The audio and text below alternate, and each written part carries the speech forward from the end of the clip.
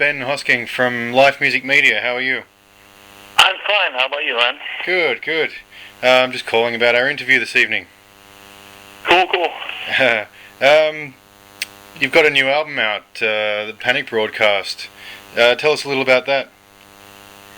Well, it came out in the beginning of July, and we've done a North American tour by the release, and came home about 2 weeks ago. And the album is doing well. I feel it's a very strong album. I personally haven't been this proud since Natural Born Chaos, and I just feel that the album is so much more like playful and diverse than the previous album. It was kind of a reaction to that album, and the fact that we have Peter back in the band and also Sylvan in the band is just a great feeling, and I just feel the material is so playful, and all the twin guitar solos are back, and I just feel it's a very interesting album, and I don't really get fed up with it.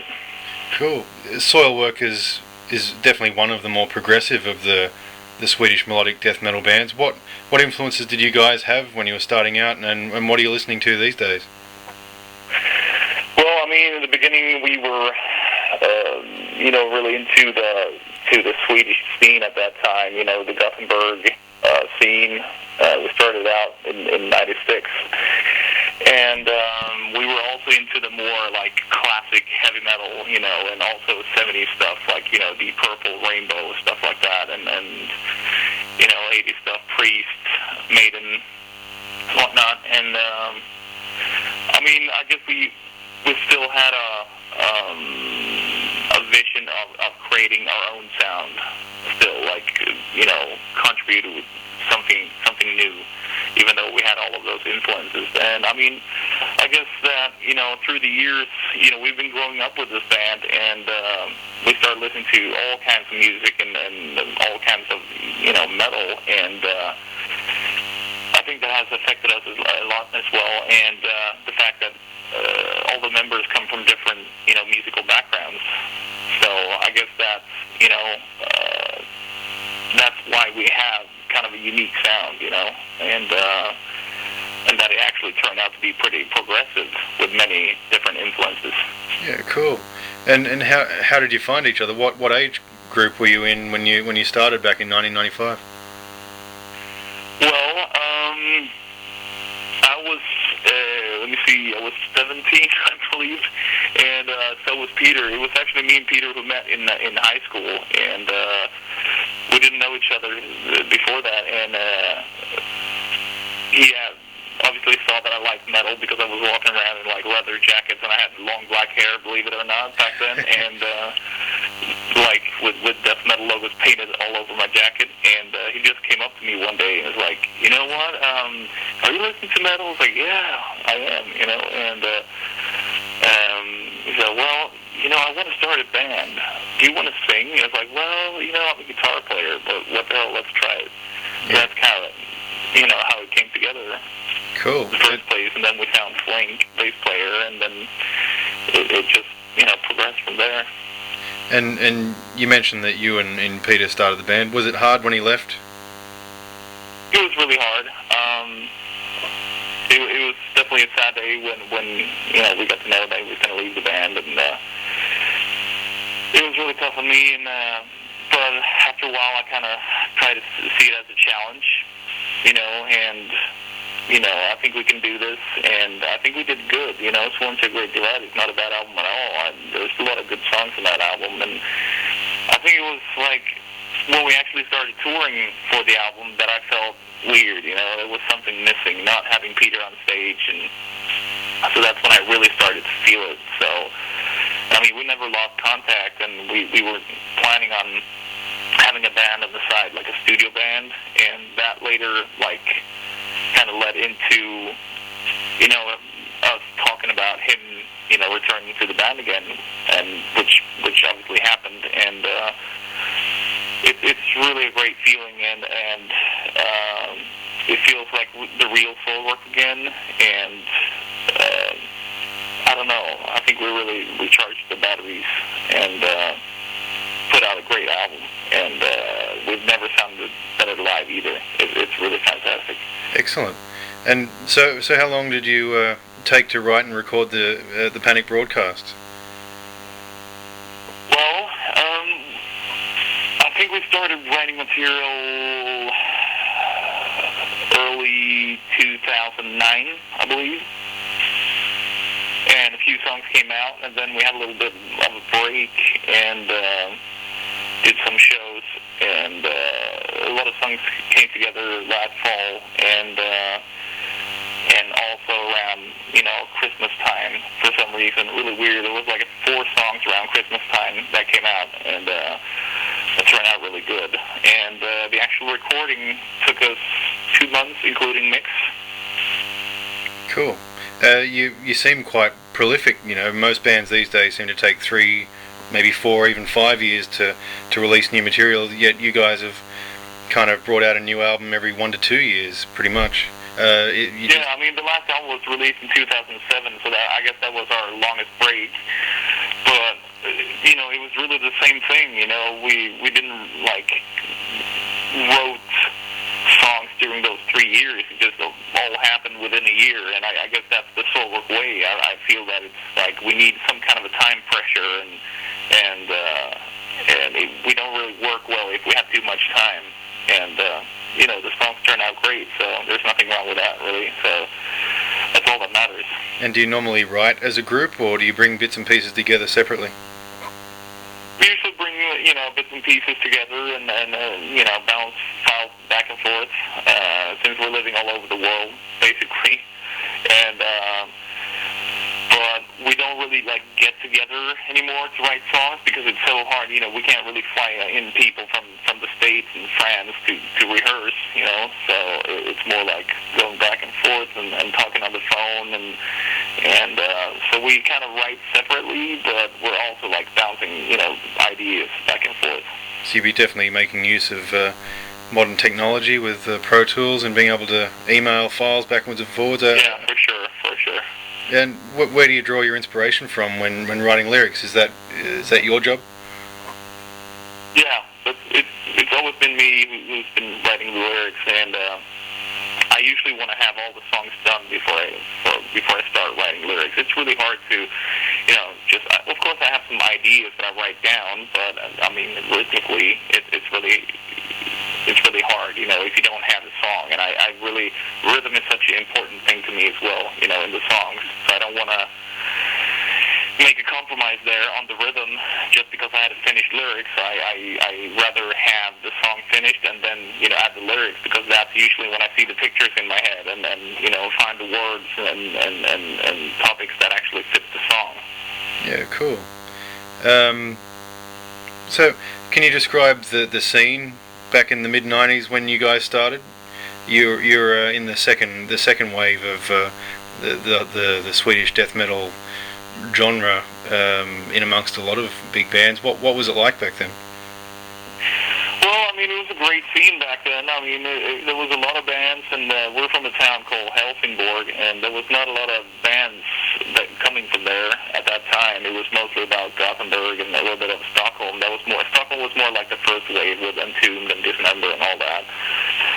But it was more about Gothenburg back in those days, so it was kind of hard to break through because everybody was looking at Gothenburg's, the Gothenburg sound, and we automatically, if somebody brought our name up, we automatically became a part of the Gothenburg sound, and that was kind of weird feeling because we were not living in that city at all, but there was some great bands, and I mean, so many, bands that were really groundbreaking and really had a really unique sound. But in a way, I feel that the scene is more interesting today because, back then, most of the bands sounded really similar, with the melodic, twin guitar harmonies and stuff like that. And today, I feel that, for example, In Flames have really developed their own sound, The Haunted have developed their sound, and Dark Tranquility has their sound, and it's the same with Soilwork, it's more diverse nowadays, it's not really, okay, it's like the Gothenburg sound, and you know exactly what to expect. It's more, Cool. And do you find you have a lot of contact still with the scene in your own country? Do you get out much? Absolutely. I just did a radio show with Peter, bass player named Flames. He has his own radio show here in Sweden, so that was cool. I haven't talked to him in a bit, but when you talk to those people, it was like, pretty much like you met yesterday, so it's, still good feeling around those bands, and we've been touring with a lot of them, and Dark Tranquility I ran into not too long ago, really cool people, so yeah, there's definitely, good vibe between the bands. Yeah, cool. And what was it like working with Devin Townsend on 2002's Natural Born Chaos? Well, that was a great experience, and I think I grew a lot as a singer from that experience as well. And it was really crazy. I mean, we did like 12-hour sessions like every day for 2 weeks, and that was quite a shock for the vocal cords, I can tell you that much. And back then I was kind of drinking in the studio as well, so it was just a great experience, and I learned a lot about my own voice, and Devin really pushed me, and after that I felt like, wow, I could do all those things, and it was like, well, maybe I can develop even more. So that's when I really started practicing on my own, to get to know my own voice even better.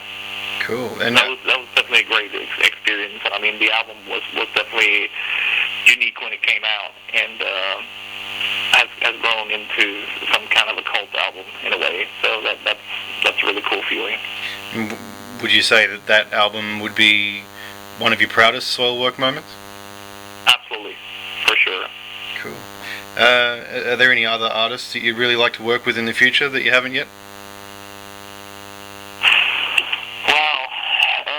As far as producers, it's hard to say. I feel that we really did the right thing to use Peter for to produce this album, and then having Jens Bogren, who did Opeten and Catatonia, mixing the album. He's definitely, I feel he's the best one in Sweden.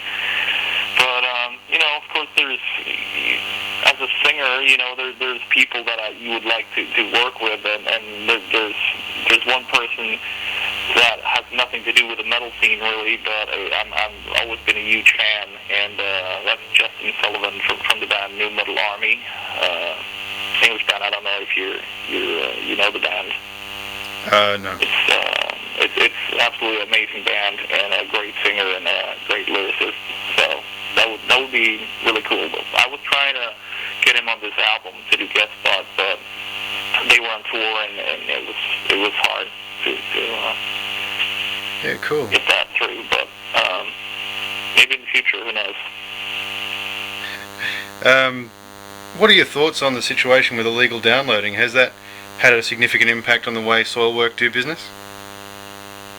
I really don't know. It's always an interesting question, and I haven't seen a major change. Maybe in the album sales, but at the same time, the new album is the best seller ever in the States, for example. And I mean, so I think that proves a lot that there's still a lot of people, if you're not buying the whole album with lyrics, which they usually do if you're a metal fan because you want the whole package, there seems to be a lot more like legal downloading. And but then again, we make the most, we make our living out of the touring really, and the merchandise. So I don't think it has affected us that much. I guess what's really sucky about it is that new young bands that wants to get signed to a label, all the labels are doing the 360 deals because they're so scared of investing money. Yeah. And that really sucks for a band to have your label taking percentage out of everything. Yeah, for sure. And how long or how much of the year would you say you guys are on the road? Sorry, can you repeat that question? How much? How much of the year would you say that Soilwork spend touring? Well, it depends what happened. A fresh album out, but we usually do like 2 years of touring, and we do maybe like 6-8 months out of the year. So, yeah, we're a pretty busy band. Yeah, and you guys all you were mentioning that you're living all over the world. You all got families of your own as well? Well, I do have a girlfriend Devin and Peter, he has a wife and he has a kid as well. So, he's just trying to combine everything. And it's hard sometimes, but, I guess we're lucky having, understanding people around us. So, we're trying not to, cram all the tours together and have a few breaks in between as well. So. Yeah, cool. When you formed back in 1995, did you think you would have lasted this long? No, I mean, probably not. I didn't really think about it back then, like, we're going to be the biggest band in the world. I didn't really have those, ambitions. I was just so psyched to have an album out, and no, I don't think I could have, seen us come this far and still doing it in 2010. So that's really remarkable, for sure. It's a cool feeling. What were you aiming for before you started the band in terms of vocation? Well, I'm not sure. I mean, I just loved playing metal, and I was so into that scene, and I guess I was listening more to metal back then than I do now. I mean, don't get me wrong, my spine is made of metal for sure, but it's like I guess I'm listening to a lot more different types of music nowadays. But I was just looking for the adrenaline kick to play live. That was really my goal to play live, and I thought that was the coolest feeling ever. That was something new and something so refreshing. Yeah, cool. You mentioned you're listening to different kinds of music. What kind of stuff is on your playlist at the moment? There's a lot of Steely Dan right now. I know that's kind of like musicians' nerdy music, but I just feel it's really amazing. I love the lyrics too, like ironic lyrics. But there's a lot of that, and theres also this English girl. Her name is Lissie, Lissie. Just sounds like Fleetwood Mac for 21st century, really. It's just really, really good. And okay. What else is there? Good question. A little bit of Mastodon here and there, and I think that's really a great band and very inspirational in many ways. And it was kind of cool how they got through and that they actually brought something fresh to the table, which is hard nowadays. Yeah, cool. And so with this expanded musical palette that you're listening to, and you already have done a few things with other bands like the Disharmonia Mundi. Will we see you doing anything other than metal in the future? Have you got a mellow side that you want to explore in the future? Well, there definitely is. I mean, especially kind of like a 70s classic rock side. And I'm working on a kind of a solo album right now, but it kind of turned into a band. It's going to be called Night Flight Orchestra.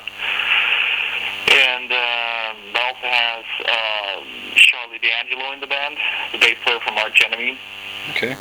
And it's very classic rock, feeling over a little bit of Boston Journey, but also a little bit of Motown in there, and a little bit of Elvis, and kind of has a feeling a little bit of Kiss, Destroyer, a little bit of Alice Cooper 70s with the horns and stuff. So that's really interesting. We're recording the album this fall, so looking forward to that. Yeah, cool. How did you get your nickname, Speed? It's pretty innocent. I was just liking all the fast stuff, all the fast extreme metal when I was in junior high. That was the only thing I listened to. Everything that was kind of slow or heavy, I didn't like that. You just needed to be fast. And my friend in class, he just I'm going to call you Speed Strid. That's how my last name is pronounced. So I just decided to keep that as well. Really artist name, but I guess it helps in some ways. So. Sorry? I guess it helps in some ways. I guess it's it's definitely working with artist names, but people also know me as Bjorn. So yeah. And I guess finally, what can fans expect from the live Soilwork experience when you tour out here in October, and how long has it been since you were here last? I believe it's been 2 years now, and people can expect a great show. As I said before, we've never sounded better. I know that sounds like a cliche, but I'm not doing as much drinking as I used to, so I sing a lot better too. I feel so. Yeah, I think it sounds great, and also the new song sounds great live. So it's going to be a hell of a show. We'll be hearing a lot of stuff from the new album in your set list. Yeah, there'll probably be like 4 or 5 songs. So. Awesome. Well, we can't wait to see you out here. It's going to be good, man. Thanks very much for your time. Thank you. Take it easy. Bye.